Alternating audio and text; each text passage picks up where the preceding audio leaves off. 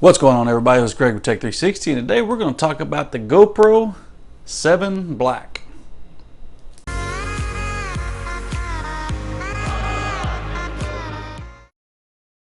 Alright guys, first and foremost, thank you for clicking on this video. Make sure you like and subscribe, and let's get into it. So, I bought this GoPro right here about almost a year ago.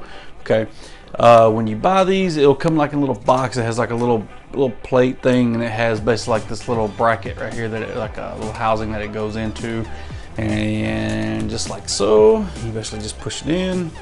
Kind of just like a protector case for it. And then you basically just lock it in, blah blah blah. It does not come with a handle, that is separate. And so now when I bought this, like I said, I was kind of probably like you guys. I was just kind of shooting video with my phone, odds and end cameras that I was able to use and such, but I wanted something kind of small, compact. I can just sit somewhere and I can do a video or whatever it may be. So that's why I got it. I can't remember exactly how much I paid for it. If I took a wild guess, I'd say probably about 250 bucks or something like that for it. But that's that. And like I said, I've had it for about almost a year, and I'm gonna kind of give my opinion with it and what I've done with it and some of the problems I've had with it, and see if maybe you may have the same problems, or maybe this will help you make a decision whether or not you want to buy this or not. So first, I like it because you can take it underwater. Okay, you can take it like swimming pools, you can take it to lakes. Obviously, like at the lake, if it's nice, if it's dark and green, you're obviously not going to get a lot of good footage with it. But like swimming pools stuff, it's kind of cool. Like if you're swimming with your kids, you'll make some cool underwater videos, like I do in a sense. That's what it's good for. Now it's only good, I think, if I remember correctly, is only good for like 30 feet deep. It's like 30 or 60. I don't remember. It's one of the two.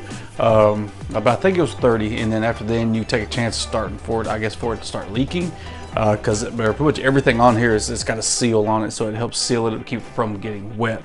Like if you take it out. Now you can take it. You don't have to leave it in this little bracket thing. You can just take it out like this into the water as well. Pretty much it, but everything has a seal on it, so any little door, anything on here is sealed, so you don't have to worry about it getting wet or damaged because of the water. 2, obviously it is small. It is very little. It is maybe 3 inches maybe long, and maybe about 1.5 to 2 inches tall. It's pretty small and compact. You can just throw it in your pocket. It does have an app that you can download with it, that you can go in and, like, let's say you want to set this, let's say like you want to set like on somebody's race car or something like that. You can stick it on there with a little suction cup mount, and let's say, well, you know what, I'm gonna stick it on here now, but I don't want to start recording yet because I don't want a bunch of like 15-minute of just warm up and warming tires or whatever it may be. Okay, so I'm gonna just stick it up there, but I can control it from my phone on when I want to hit record. So let's say they're pulling up to the line. You know what? Let's go ahead and start recording. Boop, you can hit it from your phone and it'll start recording. And then once you're done, it gets on down. You can either just let it continue recording, or you can stop it with your phone. So that's another cool thing. You can view a lot of your photos and videos off of your phone as well. So you don't always have to like sit here and try to look at everything because it's so little. Because the screen is kind of small. It's just kind of a good preview screen, kind of give you an idea of what you got going on. But like a lot of times, if I want to really make sure I got the shot, I will. I can go through the app on my phone, and I can just check out the videos that way and see, if I got the shot that I want. 3. Now, being so small and so expensive, it is pretty, durable. It's you can drop it, and you don't have to worry about it breaking. You can break it, don't get me wrong, but it's not easy to, it's not like real easy to break. So like if you just drop it on the carpet, you're not gonna break it. You drop it on the concrete, you may scuff it up, but you won't break it. Now I have seen and heard of people breaking this lens. There's a little cover lens here. I've heard of people breaking those and having to reorder some just because they broke them for whatever reason. They're dropping them, or they hit it with something, whatever it may be. So that's kind of one thing that I have seen with that. Those get broke, but I'm usually not that rough with it, so I don't have to worry about that too much. So 4. All right, that's going to show you just little odds and ends things of what this camera is. So you got on top, like I said, you're looking at this way or from behind, but if you look right on top here, there is the button. Now you can set this up to where either, like if you're just if you like in a hurry, you can just you can hit it and it'll automatically start recording. It'll turn on and start recording. Or you can just have it to where it doesn't do that. And I have it to where it doesn't do that just because I don't want it hitting like in my pocket or my bag and just start recording just a bunch of noise or something. So, but on the side, there is a power button. We push that and then there. So there is a little power button right there. So anyway, and also on the front here, I'm trying to get to where you don't see it on the screen. So like if it's facing you, like if I'm looking at it like this, I can also get an idea of what's going on here. I can see how much battery I have left. I can also see how full my memory card is. I can also, it also shows up here. You can probably see of what basically I have it set as on the frames and how wide and so forth and so on. So that's kind of a neat little deal where you can see it from the front. So anyway, yeah, like I said, you can kind of see it from the front. So when you're looking at it, like if you're holding it out like kind of selfie mode, you can kind of see what you got. You see how long your shots are, so you're not just recording, having to constantly turn around and see, okay, I got a few more seconds. Oh, you know what, let me try. Okay, yeah. So you got it pretty much all right there facing you if you're doing like a selfie mode. So that's kind of cool. And there's a lot of options like wide and there's a lot of different like resolutions and size and colors and all kinds of stuff on this thing on like color wise to adjust. Kind of neat, it can come in handy. So yeah, now this is going to be for the problems I have had out of this. Now the problems I have had, okay, my biggest problem is you have on the bottom when you open that up, you have your battery, and then you have your little memory card that goes down here at the bottom, right down here. So this little memory card, yes, you may be able to record. It'll show, oh, you got like 5 hours worth of recording on here. Cool, all right. But that battery, this battery on here is only gonna last maybe 45 minutes, if that.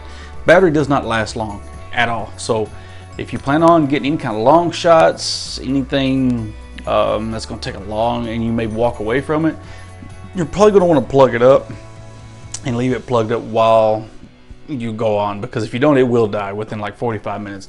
The batteries on these things do not last long. Either that or buy a new one or buy another battery and just sit there right with it. I don't know. It's just, that's been a kind of a constant issue with me, is the battery being dead, or battery going dead because it doesn't last very long. Case in point, like today I was shooting, I wanted to do a time lapse. There is a building being built near where I work, and they are taking down the crane that one of the cranes that they used to build this building, okay? Well, I set this thing up on top of our building, facing down. I had a big wide shot, pretty much the whole building, top, bottom, crane, everything. Okay, and I wanted to get step by step with them taking this, a time lapse of them taking this crane apart. Cool, set it up there. I was like, you know what? I'm gonna get ahead of the curve. I'm just gonna plug my, my charger in. I'm gonna plug into extension cord, run it over here to the plug, so this thing won't ever die. It'll just run all day and do a time lapse. And I had it on time lapse where it took a frame every 30 seconds. So I was like, cool. I just let this sucker run for 8 hours. I'll get it all day. I'll just let it run all day long. So when I come back, I set it up there probably about 8:30 in the morning. I went back up there about 4:30, and it only took maybe about 2 seconds worth of shots, which is, it's not, so basically that camera only stayed on maybe 20 minutes, and if that, and it shut off for some reason. I don't know why. I don't know. I've lost so much footage off of this thing because I have depended on this thing to give me good shots. I've depended on this thing to, do what I expect it to do and do what it says to do, but it does not do it. It will shut off on you. If it gets warm, it shuts off. This thing has some weird glitches to it. I mean, like I said, I've done nothing to it. I've done all my updates on it because you do get random updates. I don't know what the deal is with this thing. I've lost a lot of good shots, whether it be, mostly time lapse. I don't know what it is about time lapse, but this thing does not like it. I will do a time lapse that should be, let's say I'll do about 6 hours worth of filming, whether it be clouds rolling by. I may get, like let's say, by the end of the day, if I did a time lapse for 6 hours, that would probably leave me about 15 seconds worth of video footage of a time lapse, maybe 20 seconds, okay? Well, instead of getting that full 20 seconds, I get maybe 3. Something happens, and when I go to stop it, like when I'm done, I'll sneak up on it and I hit the little button to stop. Okay, well then I'll look at it and it'll say repairing file or file repaired or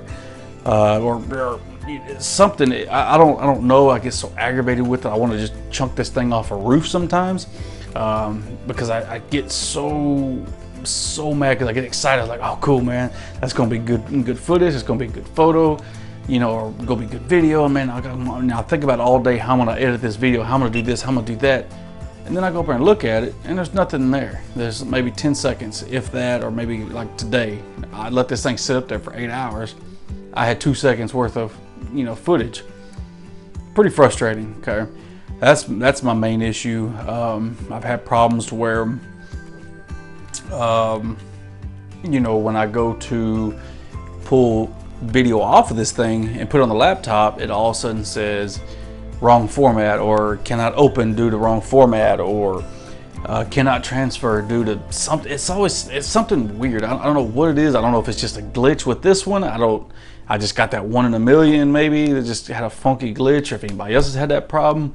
But yeah, other than that, guys, I mean, like for the most part, I enjoy it. I do like it. I just don't trust it to do long shots, whether it be video, time lapse, anything, because I've had the worst luck with time lapse on this thing. I mean, I like the different shots because I got a lot of settings, whether it be 1 second, you know, 3 seconds, 5 seconds, 10 seconds, 30 seconds, 1 minute. You know, it's got a lot of options for that, and that's pretty neat. I do like it. But what good does it do you if it doesn't record it, or if it doesn't hold it, if it doesn't keep it? It just deletes it, or loses file, or has to repair a file every time, and you lose your whole shot. You know, so I pretty much. That was pretty frustrating for me. I'm gonna try it again tomorrow. I guess I'm just gonna have to keep going up there and checking on it. I don't know. I don't know what to do. You know, I wanted to buy another one. I wanted to buy the new one they had out. But after I started having these problems kind of back to back here and there, I'm like, I don't think I will. So I'll probably end up just going and getting probably end up buying a Nikon or a Canon or something like that, just an actual camera, because I haven't really had no issues with those.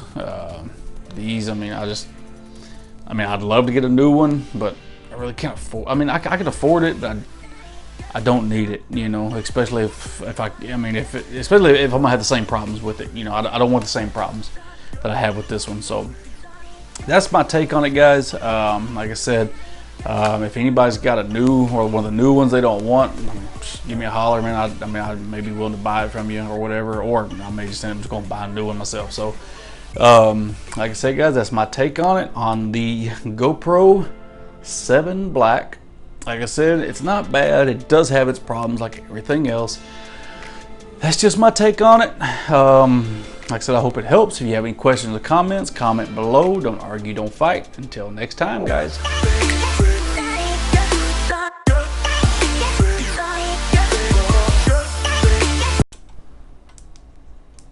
What color do I want? Oh, I look dead. I got a tan. I'm pale.